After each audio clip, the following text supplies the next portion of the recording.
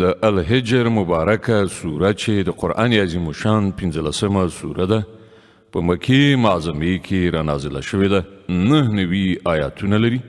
تلاوت او پښتو ترجمه یې له لومړي آیت څخه اورئ. بسم الله الرحمن الرحیم. د الله په نوم چې ډیر زیات مهربان پورا رحم لرونکی دی. الف لام را تلك آيات الكتاب وقرآن مبين. الف لام را دا د الهی کتاب او څرګندونکي قرآن آیاتونه دي. ربما يود الذين كفروا لو كانوا مسلمين. لري نه ده چې هغه وخت راشي چې همغه خلک چې نن د اسلام د دعوت له منلو نه انکار کړی دی په پښیمانتیا سره ووایي چې کاشکې موږ د تسلیم سر ښکته کړی وای. ذرهم يأكلوا ويتمتعوا ويلههم الأمل فسوف يعلمون. پرېږده دوی چې وخوري وڅښي او خوندونه واخلي او دروغجنې هیلې په هیره کې واچي. ډېر ژر به دوی ته معلومه شي. وما أهلكنا من قرية إلا ولها كتاب معلوم. مونږ چې له دې نه مخکې هره سیمه هلاکه کړې ده د هغې لپاره مو د عمل یو ټاکلی مهلت لیکلی و. ما تسبق من أمة أجلها وما يستأخرون. هیڅ قوم نه له خپل ټاکلي وخت نه مخکې هلاکېدی شي نه له هغه نه وروسته پرېښودل کېدی شي.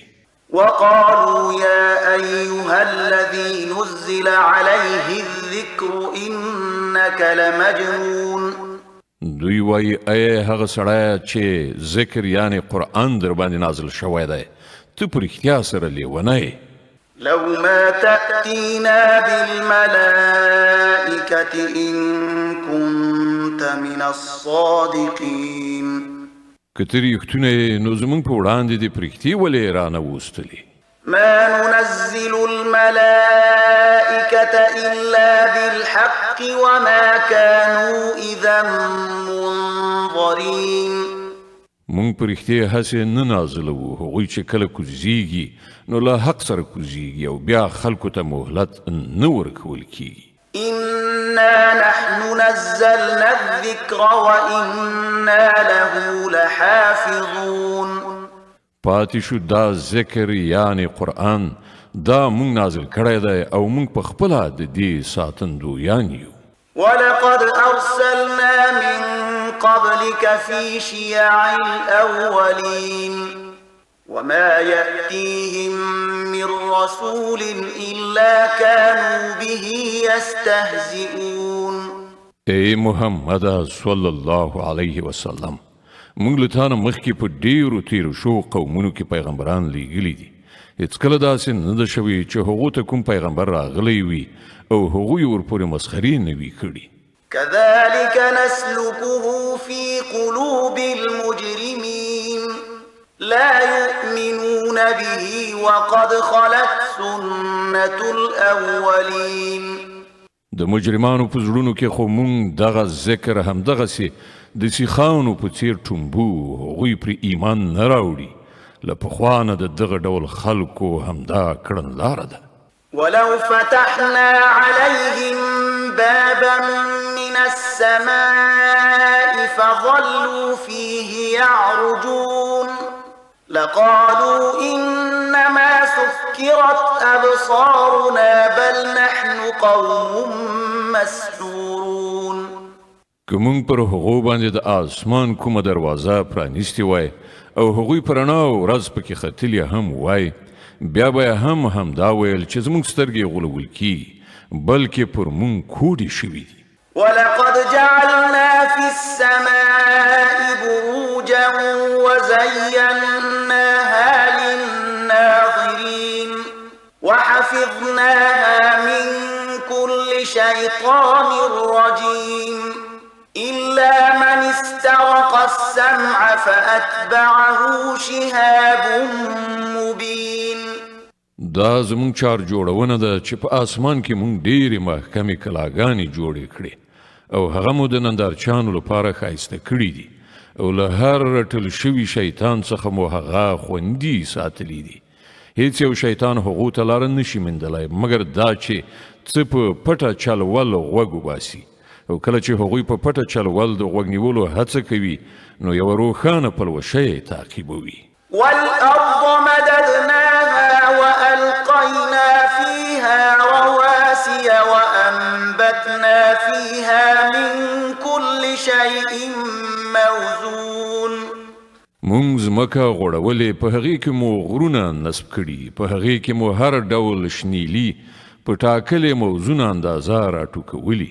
وجعلنا لكم فيها معايش ومن لستم له برازقين. او په هغې کې مو د ژوند وسایل برابر کړي ستاسې لپاره هم او د هغو زیاتره مخلوقاتو لپاره هم چې تاسې د هغو روزي رسونکي نه یئ. وإن من شيء إلا عندنا خزائنه وما ننزله إلا بقدر معلوم. هیڅ شی داسې نشته چې د هغه خزانې له موږ سره نه وي او موږ چې هر شی نازلوو په یوه ټاکلې اندازه کې نازلوو. وأرسلنا الرياح لواقح فأنزلنا من السماء ماء فأسقيناكموه وما أنتم له بخازنين. باردارونکي بادونه مونږ لیږو بیا له آسمانه اوبو ورو او په هغو اوبو سره تاسې خړوبه کوو. د دې زیرمې خزانه داران تاسې نه یاست. وإنا لنحن نحيي ونميت ونحن الوارثون. ژوند او مرګ مونږ ورکوو او همدا مونږ د ټولو شیانو وارث یو. ولقد علمنا المستقدمين منكم ولقد علمنا المستأخرين. له تاسې نه مخکې چې کوم خلک تیر شوي دي هغوی هم مونږ وینو او وروسته راتلونکي هم زمونږ تر نظر لاندې دي. وإن ربك هو يحشرهم إنه حكيم عليم. په باوري ډول به ستا رب دغه ټول راپاڅوي هغه حکیم هم دی علیم هم. ولقد خلقنا الإنسان من صلصال من حمأ مسنون. مونږ انسان د بویناکې خټې له وچکو دوړي نه پیدا کړ. والجان خلقناه من قبل من نار السموم. او له هغه نه مخکې مونږ پیریان د اور له شغلې نه پیدا کړي وو. وإذ قال ربك للملائكة إني خالق بشرا من صلصال من حمأ مسنون. او هغه وخت یاد کړه چې ستا رب پرښتو ته وویل چې زه د بویناکې خټې له وچکو دوړي نه یو بشر پیدا کوم. فإذا سويته ونفخت فيه من روحي فقعوا له ساجدين. کله چې زه هغه بشپړ کړم او له خپلې روح نه یو څه پکې پوکړم نو تاسې ټول د هغه په وړاندې په سجده پرېوځئ. فسجد الملائكة كلهم أجمعون إلا إبليس أبى أن يكون مع الساجدين. نو ټولو پرښتو سجده وکړه بې له ابلیس نه چې هغه د سجده کوونکو له ملګرتیا نه انکار وکړ. قال يا إبليس ما لك ألا تكون مع الساجدين. پروردګار پوښتنه وکړه ای ابلیسا پر تا څه وشول چې تا له سجده کوونکو سره ملګرتیا ونه کړه؟ قال لم أكن لأسجد لبشر خلقته من صلصال من حمأ مسنون. هغه وویل زما دا کار نه دی چې زه دغه بشر ته سجده وکړم چې تا هغه د بویناکې خټې له وچکو دوړي څخه پیدا کړی دی. قال فاخرج منها فإنك إنك رجيم وإن عليك اللعنة إلى يوم الدين. پروردگار فرمایل خدا تل دې ځای وزه ځکه چې ته رټل شوی او اوس د جزا تر ورځې پورې پر تا لعنت ده. قال رب فأنظرني إلى يوم يبعثون. هغه عرض وکړ زما پروردگار چې دا خبره ده نو ته ماته تر هغې ورځې پورې مهلت راکړه چې ټول انسانان دوهم ځل راپاڅول شي. قال فإنك من المنظرين إلى يوم الوقت المعلوم. الله فرمایل خدا تا ته تر هغې ورځې پورې مهلت دی چې د هغې وخت مونږ ته معلوم دی. قال رب بما أغويتني لأزينن لهم في الأرض ولأغوينهم أجمعين إلا عبادك منهم المخلصين. هغه وویل زما پروردګاره څنګه چې تا بې لارې کړم په همغه شان به اوس زه په ځمکه کې د دوی لپاره د غولونکو وسایلو په وړاندې کولو دوی ټول بې لارې کړم پرته ستا له هغو مخلصو بندګانو څخه چې تا هغوی له دوی نه خالص کړي وي. قال هذا صراط علي مستقيم. الله فرمایل دا هغه لار ده چې سم مسیخه ما ته رارسېدلې ده. إن عبادي ليس لك عليهم سلطان إلا من اتبعك من الغاوين وإن جهنم لموعدهم أجمعين لها 7 أبواب لكل باب منهم جزء مقسوم. بېشکه څوک چې زما رښتیاني بندګان دي پر هغو به ستا زور نه رسیږي. ستا زور به یوازې پر هغو بې لارې شوو خلکو باندې ورسیږي چې ستا پیروي وکړي او د هغو ټولو لپاره د دوزخ اختار دی. دا دوزخ چې د ابلیس پیروانو ته اختار ورکړ شوی دی 7 دروازې لري. د هرې دروازې لپاره له هغو نه یوه برخه خاص کړی شوې ده. إن المتقين في جنات وعيون ادخلوها بسلام آمنين. د دې پر خلاف پرهیزګاران به په باغونو او چینو کې وي او هغو ته به وویل شي چې دې ته ورننوځئ له سلامتیا سره بې ویرې او بې خطره. ونزعنا ما في صدورهم من غل إخوانا على سرر متقابلين. د هغو په زړونو کې که لږ ډېره کینه وي هغه به مونږ ترېنه وباسو. هغوی به په خپلو منځو کې لکه ورونه یو بل ته مخامخ پر تختونو باندې کینی. لا يمسهم فيها نصب وما هم منها بمخرجين. هغو ته به نه هلته څه کړاو ورسیږي او نه به له هغه ځایه وویستل شي. نبئ عبادي أني أنا الغفور الرحيم وأن عذابي هو العذاب الأليم. ای پیغمبره زما بندگانو ته خبر ورکړه چې زه ډیر ښه بخښونکی او مهربان یم خو د دې ترڅنګ زما عذاب هم ډیر دردناک عذاب دی. ونبئهم عن ضيف إبراهيم إذ دخلوا عليه فقالوا سلاما قال إنا منكم وجلون. او دوی ته لږ شان د ابراهیم علیه السلام د میلمنو قصه واوروه کله چې هغوی هغه ته راغلل او ویې ویل پر تا دې سلام وي. نو ابراهیم وویل موږ له تاسې نه ویریږو. قالوا لا توجل إنا نبشرك بغلام عليم. هغو ځواب ورکړ مه ویرېږه موږ تا ته د یو پوه هلک زیری درکوو. قال أبشرتموني على أن مسني الكبر فبم تبشرون. ابراهیم علیه السلام وویل آیا تاسې په دې زوړوالي کې ما ته د اولاد زیری راکوئ؟ لږ فکر وکړئ دا څنګه زیری ما ته راکوئ؟ قالوا بشرناك بالحق فلا تكن من القانطين.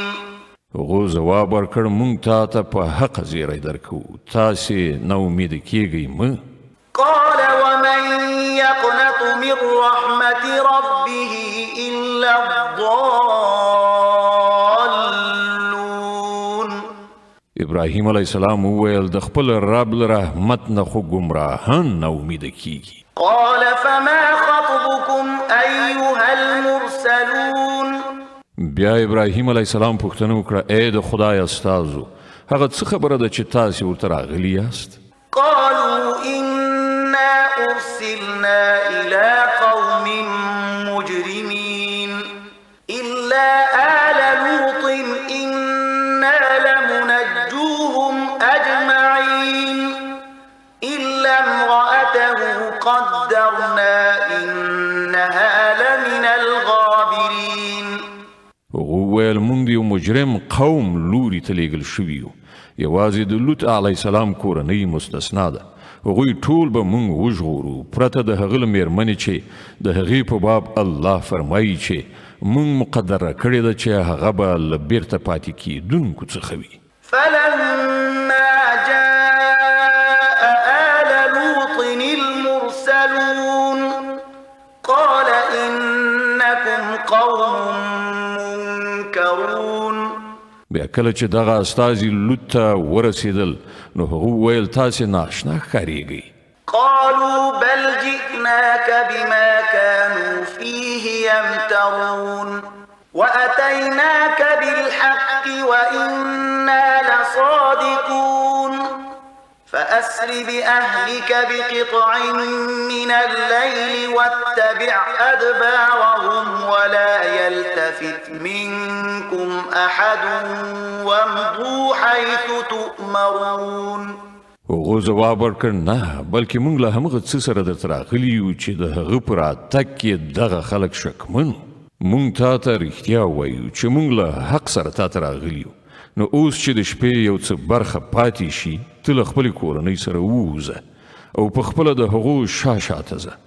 له تاسې نه دې هیڅوک شاته نه ګوري سم سیخه هغې خواته لاړ شي چې تاسې ته حکم کیږي. وقضينا إليه ذلك الأمر أن دابر هؤلاء مقطوع مصبحين. او هغه ته موږ خپله دغه فیصله ورسوله چې د سهار راختلو سره به د دغو خلکو بنیاد غوڅ کړی شي. وجاء أهل المدينة يستبشرون. په دې ترڅ کې د ښار خلک د خوښۍ په څپو کې ډوب د لوط علیه السلام په کور وروختل. قال إن هؤلاء ضيفي فلا تفضحون واتقوا الله ولا تخزون. لوط علیه السلام وویل ورونو دوی زما میلمانه دي ما مه شرموئ له الله نه وویریږئ ما مه رسوا کوئ. قالوا أولم ننهك عن العالمين. هغو ویل آیا موږ په وار وار ته نه یې منع کړی چې د ټولې نړۍ ټیکهداري مه کوه؟ قال هؤلاء بناتي إن كنتم فاعلين.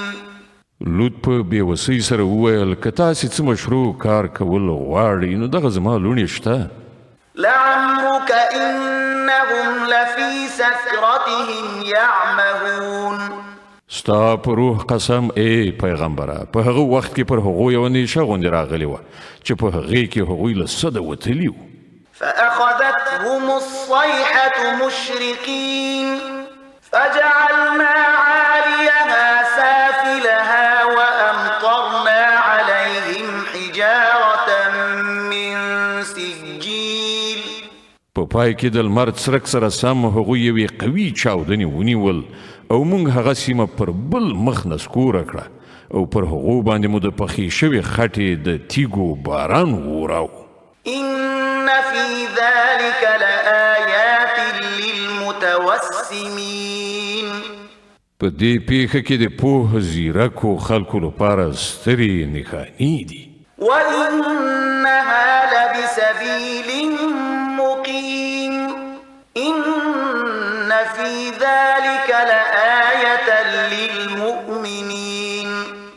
هغه سیمه چې هلته دا واقعه پیښه شوې وه په لویه لاره کې واقع ده په هغې کې د عبرت درس دی د هغو خلکو لپاره چې د ایمان خاوندان دي وإن كان أصحاب الأيكة لظالمين فانتقمنا منهم وإنهما لبإمام مبين او د ایکې خلک هم ظالمان نو ګوره چې موږ له هغو نه غچ واخیست او د دغو دواړو قومونو ورانې شوي سیمې په لویه ښکاره لاره پرتې دي ولقد كذب أصحاب الحجر المرسلين وآتيناهم آياتنا فكانوا عنها معرضين وكانوا ينحتون من الجبال بيوتا آمنين د هجر خلکو هم پیغمبران دروغجن ګڼلي وو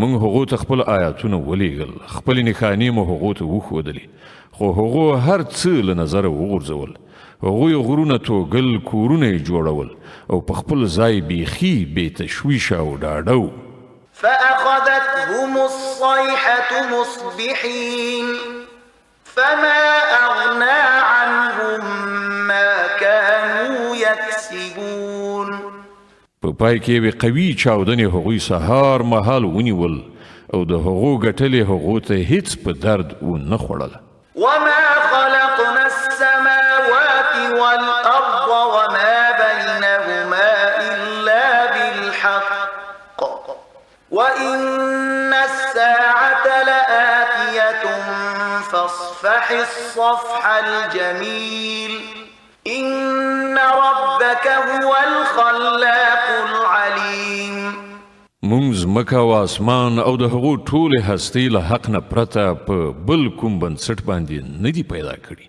او د پریکړې ساعت یعنې قیامت ارومرو راتلونکی دی نو ای محمد صلی الله علیه وسلم ته د دغه خلکو پر بابیزه چارو له شریفانه تېرېدنې څخه کار واخله په یقیني ډول ستا رب د ټولو هستوونکی او په هر څه پوهیږي ولقد آتيناك سبعا من المثاني والقرآن العظيم مونږ تا ته اووه داسې آیتونه یعنې د فاتحې د سورې اووه آیاتونه مو درکړي دي چې د بیا بیا تکرارولو وړ دي او تا ته مو ستر قرآن درکړی دی لا تمدن عينيك إلى ما متعنا به أزواجا منهم ولا تحزن عليهم واخفض جناحك للمؤمنين وقل إني أنا النذير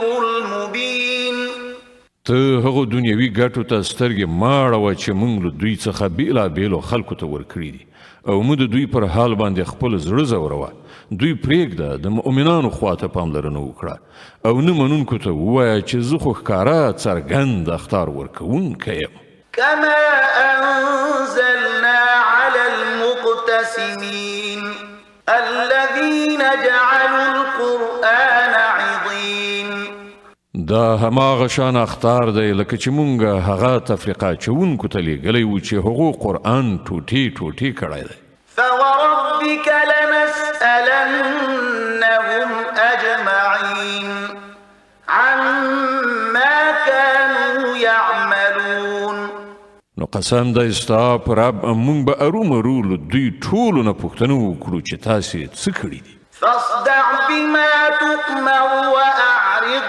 عن المشركين نو ای پیغمبره د کوم شي چې تا ته حکم کیږي هغه په لوړ آواز ووایه او د مشرکانو یو بڅری پروا مه کوه إنا كفيناك المستهزئين الذين يجعلون مع الله إلها آخر فسوف يعلمون ستا له لوري موږ د هغو ملنډو وهونکو څخه د غچ اخیستلو لپاره کافي یو چې له الله سره بل څوک هم خدای ګرځوي ډېر ژر به دوی ته حقیقت معلوم شي ولقد نعلم أنك يضيق صدرك بما يقولون فسبح بحمد ربك وكن من الساجدين واعبد ربك حتى يأتيك اليقين. مونږ ته معلومه ده چې کومې خبرې چې دوی په تا پورې کوي په هغو سره ستا زړه ته خفګان رسیږي. د دې علاج دا دی چې د خپل رب له حمد سره د هغه تسبیح ووایه، د هغه په وړاندې سر په سجده ښکته کړه او تر هغه وروستي ساعت یعنې مرګ پورې د خپل رب بندګي کوه چې د هغه راتګ یقیني دی. صدق الله العظیم. الله ستر رښتیا ویونکی دی.